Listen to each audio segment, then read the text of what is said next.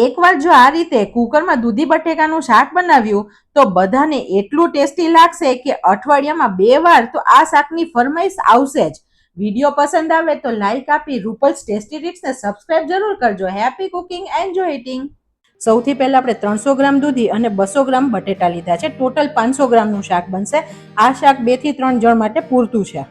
હવે દૂધી આપણે કેવી રીતની પસંદ કરવાની, તો દૂધી થોડી કૂણી હોય, બહુ જાડી ન હોય તેવી દૂધી લેવાની. કેમ કે જો જાડી દૂધી હશે ને તો અંદર બીનો ભાગ બહુ વધારે હશે.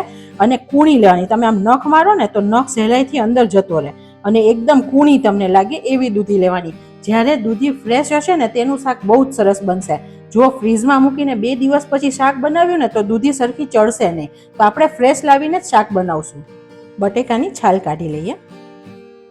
હવે દૂધી ને બટેટા આપણે ફ્રેન્ડ્સ છોલી અને સમારીને રાખી દેશું ને તો કાળા પડી જશે. કેમ કે તેમાં એક પ્રક્રિયા થાય છે. તો આપણે બટેકા અને દૂધીને છાલ કાઢીને તરત પાણીમાં સમારવાના, જેથી તે કાળા ના પડે. દૂધી અને બટેકાના કટકા એકદમ ઝીણા નહીં કરવાના કે જેથી બિલકુલ શાક ગળી જાય. દૂધીનો પણ ઉપરનો અને નીચેનો ભાગ કાઢી લેવાનો. તેના 2 ટુકડા કરી દઈએ જેથી સમારતા ફાવે. છાલ કાઢી લઈએ. હવે બહુ જ ઇમ્પોર્ટન્ટ વાત, દૂધી ઘણી વખત ખૂબ કડવી નીકળે છે. તો આપણે સમારતા પહેલા તેને ચાખી લેવાની. આવી રીતે થોડો ટુકડો લઈ અને ચાખી લેવાનો. મેં પણ ચાખી, મારી દૂધી પણ સરસ છે ટેસ્ટમાં.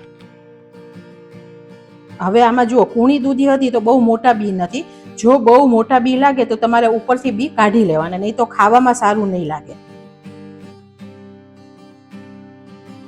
અને દૂધીના પણ થોડા સરખા ટુકડા કરવાના. કેમ કે દૂધી ચડશે ને પછી ગળી જશે તો શાકમાં બહુ મેશ થઈ જશે. દૂધી બટેકાનું શાક જનરલી ફ્રેન્ડ્સ બાળકોને ભાવતું નથી, પણ આપણે આજે જે મસાલા સાથે ને પેસ્ટ સાથે બનાવશું ને તેનાથી બાળકો હવે માંગીને ખાશે દૂધીનું શાક. એટલું ટેસ્ટી બનશે. હવે આપણે પાણી કાઢી લઈએ જેથી તે સરખા ધોવાઈ જાય અને બીજું પાણી એડ કરી દઈએ. ઘણા બધા લોકો એવું કહે છે કે શાક સમારીને ના ધોવાય, પણ પહેલાના જમાનામાં જ્યારે શાક આપણે સમારીને નહોતા ધોતા ને તો ત્યારે છાણિયા ખાતરનો ઉપયોગ થતો. ત્યારે આપણે યુરિયા ખાતરનો ઉપયોગ નહોતો થતો. હવે શાકમાં એટલા બધા ઇન્જેક્શન અને પેસ્ટિસાઇડ્સ થાય છે કે શાકમાં અંદર સુધી દવા હોય જ છે. તો આપણે માત્ર ઉપરથી ધોશું તો અંદરની દવા જતી રહેશે તેવું નથી. તો આપણે ઉપરથી તો ધોવાનું છે પણ અંદરથી પણ શાક ધોવું જરૂરી છે. કેમ કે અત્યારે આપણે કેમિકલ વાળું શાક ખાઈએ છીએ એટલા માટે. હવે ઘણા બધાને એવું થતું હોય કે શાક જ્યારે દૂધી કે બટેકાનું બનાવીએ ને ત્યારે તે અંદરથી ફીકું લાગે. ઉપર મસાલા હોય પણ અંદર ના હોય. તો જ્યારે આપણે સમારીને આવી રીતે રાખીએ ને ત્યારે અડધી ચમચી મીઠું એડ કરી દેવાનું પાણીમાં, જેથી પાણી ખારું થઈ જશે. અને શાકને 5 મિનિટ માટે પલળવા દેવાનું, જેથી શાકમાં પણ અંદર મીઠાનું પ્રમાણ આવી જશે. તો શાક બન્યા પછી અંદરથી દૂધી બટેકા બિલકુલ ફીકા નહીં લાગે. 1 લીલું મરચું અને 1 ઇંચ આદુના ટુકડાની પેસ્ટ બનાવીએ. અત્યારે તમે જુઓ, આદુમાં રેસાનો ભાગ છે તો ડાયરેક્ટ ક્રશ કરશું ને તો તેમાં શાકમાં પણ રેસા આવશે. તો આપણે તેને છીણીથી છીણી લઈએ. આ બધી વસ્તુ શાકને પરફેક્ટ બનાવવા માટે જરૂરી છે. કેમ કે ખાવામાં રેસા આવે ને તે બિલકુલ સારું ના લાગે.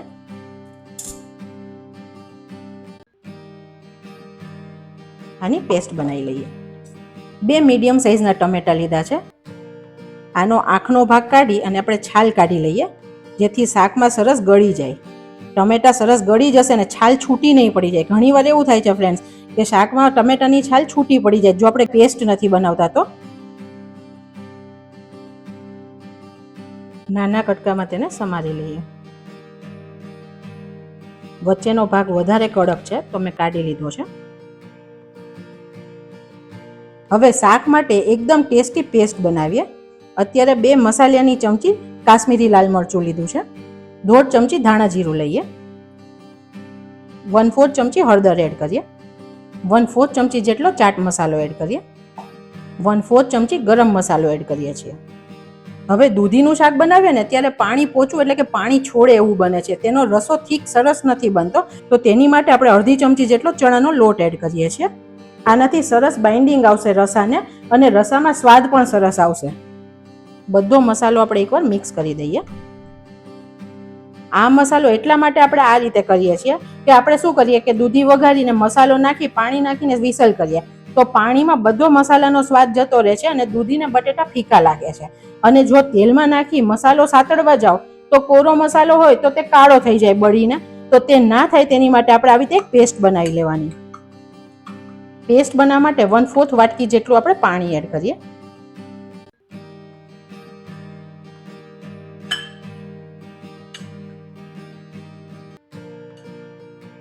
તમારે સવારે ઓફિસની ઉતાવળ હશે ને તો પણ 5 થી 7 જ મિનિટમાં આ શાક બનાવી શકો છો ફ્રેન્ડ્સ. અને શાક એટલું ટેસ્ટી લાગશે, બિલકુલ બોરિંગ નહીં લાગે કે ટિફિન ખુલે ને ક્યાં દૂધીનું શાક આવ્યું એવું નહીં થાય. શાક અત્યારે આપણે કુકરમાં બનાવીએ છીએ જેથી જલ્દીથી બની જાય. ગેસની ફ્લેમ એકદમ સ્લો રાખીએ. 3 ટેબલસ્પૂન જેટલું તેલ એડ કરીએ છીએ. જો તમે હેલ્થ કોન્શિયસ છો તો તમારે ઓછું તેલ નાખીને પણ આ શાક બનાવી શકાશે, પણ ટિફિનમાં જ્યારે 3-4 કલાક પછી દૂધીનું શાક ખાવ ને તો ઓછું તેલ હશે ને તો બહુ ફીકું લાગશે. તો તમે તમારી ચોઈસે બનાવી શકો છો. અડધી ચમચી જેટલું જીરું એડ કરીએ. એકલા જીરુંમાં પણ બનાવી શકાય છે આ શાક, એકલા જીરુંમાં પણ સરસ લાગે છે. ગેસની ફ્લેમ સ્લો રાખીએ છીએ. 1/4 ચમચી રાઈ એડ કરીએ. રાઈ આપણી સરસ ફૂટી રહી છે ત્યારે 1/4 ચમચી જેટલી હિંગ એડ કરીએ. ગેસની ફ્લેમ સ્લો રાખવાની. આદુ મરચાંની પેસ્ટ એડ કરીએ. 7-8 લીમડાના પાન એડ કરીએ. 1 પિંચ જેટલી હળદર એડ કરીએ અને ટમેટા એડ કરીએ અને વઘારને ઢાંકી દઈએ જેથી ગેસ પણ નહીં ખરાબ થાય અને વઘારની સ્મેલ પણ અંદર સરસ રહેશે. હવે ખોલી લઈએ. એકવાર સરખું મિક્સ કરીએ. આપણે જે પેસ્ટ બનાવી હતી તે થોડી ઘટ થઈ ગઈ છે તો 1 ચમચી જેટલું પાણી એડ કરીએ. થોડી મિક્સ કરી દઈએ. ટમેટા સતળાઈને સોફ્ટ થઈ ગયા છે કેમ કે આપણે તેની છાલ કાઢી લીધી છે. હવે પેસ્ટ એડ કરી દઈએ. આ મોસ્ટ ઇમ્પોર્ટન્ટ વસ્તુ છે ફ્રેન્ડ શાક બનાવવામાં, કેમ કે મસાલા આપણા બિલકુલ કાચા નહીં લાગે અને તેલ સાથે સતળાશે ને તો તેનો સ્વાદ બહુ જ સરસ શાકમાં આવશે. હવે તમને એવું લાગે કે હજુ આપણે થોડા મસાલા ચોટી રહ્યા છે તો બીજી 2 ચમચી જેટલું પાણી એડ કરવાનું. પણ મસાલા સરખા સાતળવા ખૂબ જરૂરી છે.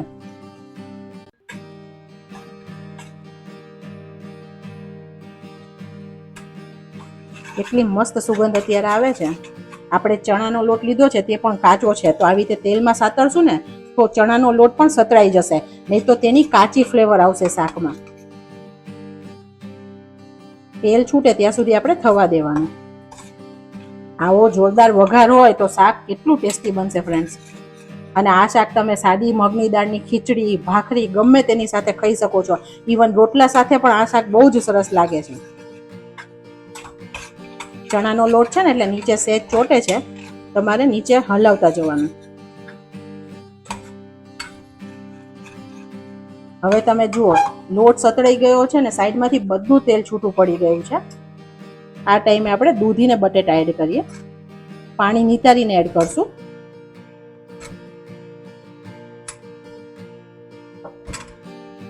સરખું મિક્સ કરીએ.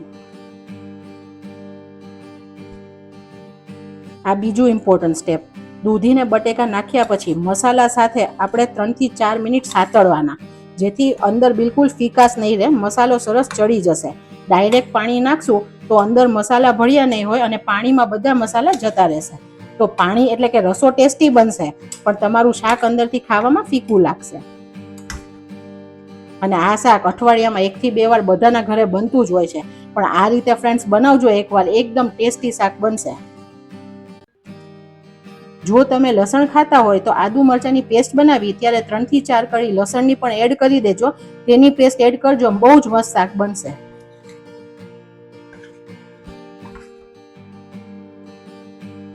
અત્યારે હું 1/4 ચમચી જેટલું મીઠું એડ કરું છું કેમ કે ચાટ મસાલામાં મીઠું છે અને આપણે બટેટા ને દૂધી પલાળ્યા ત્યારે તેમાં પણ મીઠું હતું. અત્યારે હું 1/4 ચમચી એડ કરું છું, પછી આપણે ચાખીને પાછળથી એડ કરી શકીશું. મીઠું ફ્રેન્ડ્સ ક્યારેય વધારે હશે ને તો કાઢી નહીં શકી, પણ આપણે ઓછું હશે તો પ્લસ કરી શકીશું. તો હંમેશા પહેલા મીઠું ઓછું જ નાખવાનું. હવે આ શાક છે તે ખટાશ ગળપણ ને તીખાશ વાળું હોય છે તો અત્યારે હું 1 ચમચી ગોળ એડ કરું છું. તમે ખાંડ પણ એડ કરી શકો છો. 1 ચમચી જેટલી ખાંડ એડ કરજો અને જો ગળપણ નથી પસંદ તો તમે સ્કીપ પણ કરી શકો છો. અત્યારે મારો દેશી ગોળ છે. તમે અત્યારે જ કલર જુઓ, શાકનો કેટલો મસ્ત કલર આવ્યો છે. હવે 2 થી 3 મિનિટ શાક સતળાઈ ગયું છે. હવે વારો આવે છે પાણી કેટલું એડ કરવું. તમારે શેની જોડે શાક જમવું છે તે પ્રમાણે રસો એડજસ્ટ કરવાનો. જો ભાખરી સાથે અથવા ચોળીને જમવું હોય તો રસો વધારે જોઈએ, અને બાકી આપણે શાકનો રસો ઓછો જોઈએ. તમે તમારા ઘરે ખવાતો હોય તે પ્રમાણે રસો કરજો. અત્યારે હું 100 ml એટલે કે અડધો ગ્લાસ જેટલું પાણી એડ કરું છું. અત્યારે મેં દૂધી અને બટેટા ડૂબે તેટલું જ પાણી લીધું છે.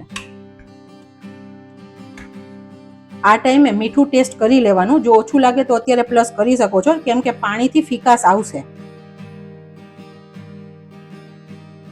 હું પણ 1/4 ચમચી જેટલું મીઠું એડ કરું છું. બધું સરખું મિક્સ કરી દઈએ. કુકરના ઢાંકણામાં રીંગ લગાડી કુકર બંધ કરી મીડિયમ ગેસની ફ્લેમે 2 વિસલ થવા દઈએ. કુકર ઠંડુ થઈ ગયું છે, આપણે ખોલી લઈએ. હવે શાક ચડ્યું છે કે નહીં તે ચેક કરવા માટે આપણે આવી રીતે કટ કરી જોવાનું. એકદમ આસાનીથી કટ થઈ જાય તો અત્યારે દૂધી સરસ ચડી ગઈ છે. ઘણીવાર એવું થાય કે દૂધીને ચડતા થોડો સમય લાગે છે. આ શાક મારે હજુ 2 થી 3 કલાક પછી જમવાનું છે, તો આટલો રસો હું રહેવા દઈશ. શાક પડ્યું રહેશે તો ચણાનો લોટ છે અને બટેટાનો સ્ટાર્ચ છે, તો શાક ઘાટું થઈ જશે. જો તમારે તાત્કાલિક જમવું છે તો તમારે થોડો રસો બાળી દેવાનો. ઉપરથી આપણે કોથમીર એડ કરીએ. અન્નપૂર્ણામાની કૃપાથી બેસ્ટ શાક બનીને રેડી છે.